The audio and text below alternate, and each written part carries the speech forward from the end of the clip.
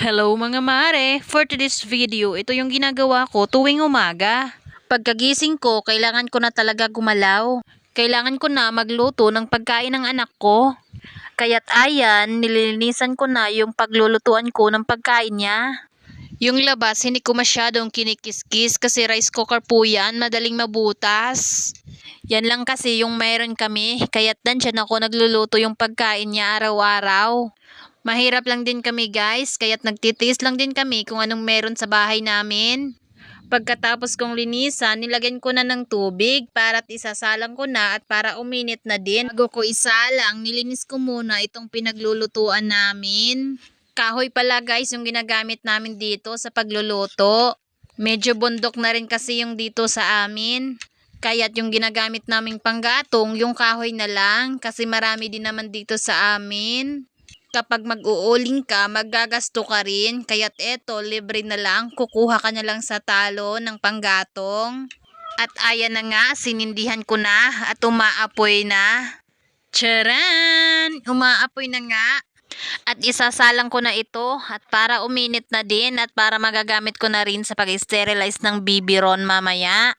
Habang ginagawa ko ito at ito naman yung ginagawa ko patalikod-likod, tinitingnan ko na rin yung anak ko at dinuduyan-duyan baka magising. Pag nagising to, talagang magmumuryot talaga ito. Kailangan talaga bubuhatin ko naman kaya't paputol-putol yung ginagawa ko. At ayan, naglinis na nga ako ng daddy niya.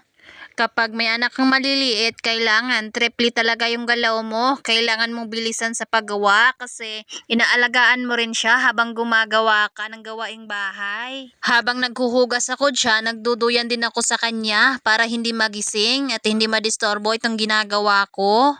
Pasensyahan nyo na guys itong bahay ko, medyo sira na. Wala pa kasi kaming ipong mag-asawa. Inuuna kasi namin yung pag-aaral ng anak namin.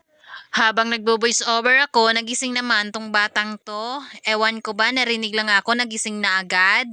Yung asawa ko lang kasi may hanap buhay. Ako naman nandito lang lagi sa bahay kasi nag-aalaga ako ng anak namin. Oo nga guys, dalawa kasi yung estudyante ko at isa pa yung pinapadidi ko ng gatas. Kaya't minsan kulang din yung budget namin sa buong linggo. Yung asawa ko, taxi driver po pala dito sa amin sa Iloilo City. Pagkatapos kong linisan itong mga bote at huhugasan ko na rin yung pinagkainan ng mga anak ko kanina, yung plato iniwan na lang sa akin, ganyan kasi ang ginagawa nilang dalawa. Tuwing umaga naman, yung panganay ko na lang nagsasaing para pambaon nila sa eskwelahan. Hindi ko sila sinasanay na umasa lang sa akin, kaya't kailangan nilang gumalaw tuwing umaga at maaga ding gigising. Kapag walang pasok, hinahayaan ko naman silang matulog. Kapag may pasok, sila nang gigising ng maaga. Pag nanay ka talaga, kailangan mong pagsunod-sunurin yung mga gawaing bahay para mabilis kang makapagtapos ng iyong ginagawa. At ayan na nga yung sinasabi ko, sinasabayan na ako magvo-voice over. At ayan, may paiyak-iyak pang nalalaman kasi gustong kumapit sa akin. At dito ko na tatapusin ang aking video. Maraming salamat sa manonood ng aking video at umaabang. Thank you!